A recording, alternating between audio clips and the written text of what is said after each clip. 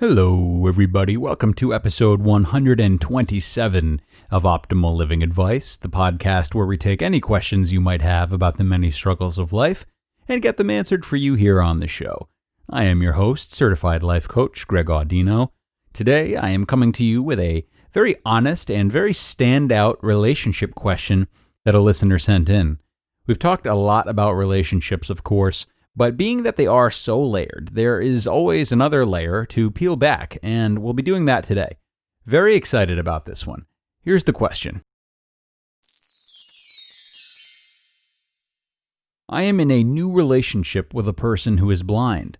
I am struggling with many aspects of this, but perhaps the biggest one is addressing my unknown biases that I held against people with blindness and disability in general. I've had to confront uncomfortable assumptions that I had made and some anxious feelings raised as a result. I realized that I was projecting my own fear of becoming blind into my thoughts and not being fully present with my new prospective partner. I've taken the time to get to know them as a person and am fortunate that my partner is willing to answer my questions head on. All right, what a wonderful, unique question. Thank you so much for sending this one in. Really appreciate this one, covering new ground today. Though dating someone who is blind is a more uncommon example, we all carry biases into relationships, whether we're aware of them or not. We carry biases into all facets of life. It's nearly impossible to not have some degree of bias. If we really look into why we have biases, it all comes down to deeply ingrained survival techniques, as a matter of fact.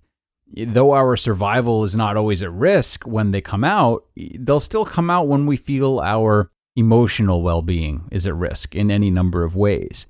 And it's easy to judge ourselves and others, of course, when we identify biases that, aren't really necessary, aren't life or death.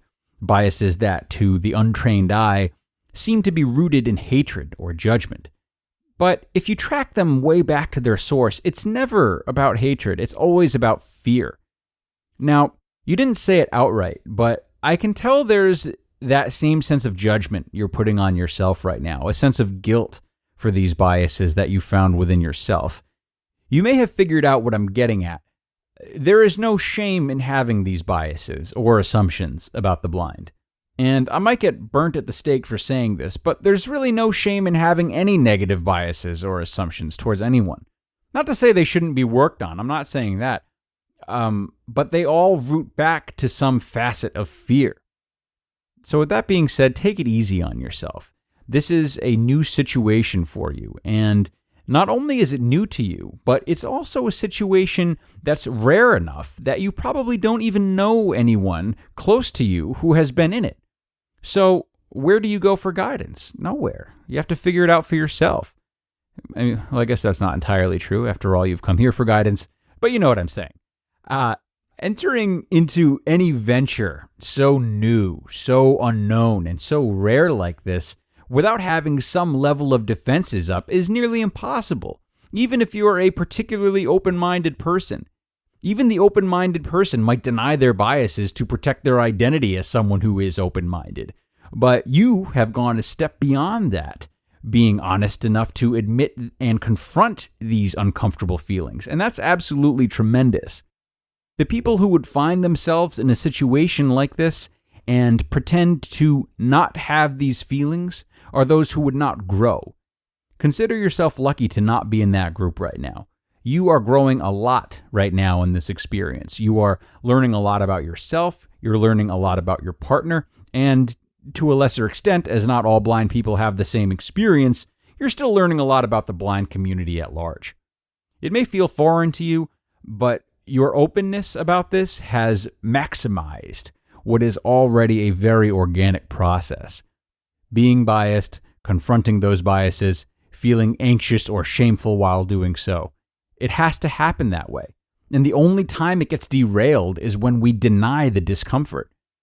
The fact that you are conscious of this discomfort and have leaned into it, both by trying the relationship out and talking through your honest feelings with your partner, tells me that you're doing it all exactly right. And side note, I mean, what a blessing it is to have a partner who, so far, is understanding of where you're coming from and happy to answer your questions with an equally open mind. Based on what you've told me about where you're at, there is only one area in which I would caution you a little bit. Now, I would encourage you to be very cognizant of separating your biases from your romantic feelings. And if that maybe sounds a little too blurry, I might rephrase it as separating your biases from your partner's character. So be able to make this relationship work or end this relationship based on your partner's character alone. That would be the goal. What I mean is that if your biases are indeed too strong and you are simply too uncomfortable to start being more present in the relationship, so be it. It's not fair to your partner, and while you shouldn't judge yourself for this, it simply means you have a little more self-work to do before you can give yourself over to this person fully, or anyone else who you might find yourself having certain biases towards. This is okay, as there is a difference between acknowledging you have self-work to do and simply running away or being ignorant. They're different things. This would be you ending the relationship because you are unable to fully separate their character as your biases are too strong at this time. If, however, you are able to improve upon your biases, excellent. If you dismantle your biases and, in being more present, discover that you love this person's character enough to continue this relationship, wonderful. I hope it works out. If you dismantle your biases and, in being more present, discover that you do not like this person's character enough to continue this relationship, well, you can end it without the guilt of thinking it's because you were too biased and never gave them a fair shot. In short, it can be a good match or a bad match simply because it is. And realizing and acting on this separate of your current biases is ideal. Thank you once more to the woman who sent this in. I hope this was able to help not just you, but everyone out there understand and sympathize with the inherent biases that we all carry. Biases are part of life and have been crucial to our survival since the human race began on the African savannas. Give yourself permission to have them and work on them. As you all know, you are welcome to send your own questions in if you'd like to have some help with them on the show. Anything you're struggling with, go ahead and email it to us at advice@oldpodcast.com. Advice@oldpodcast.com. Nothing is off limits, and we would be happy to do whatever we can for you. Sure hope to keep hearing from a lot of you, and I sure hope you'll tune in for the next one. I will talk to you then, everyone. Thank you so much for being here today.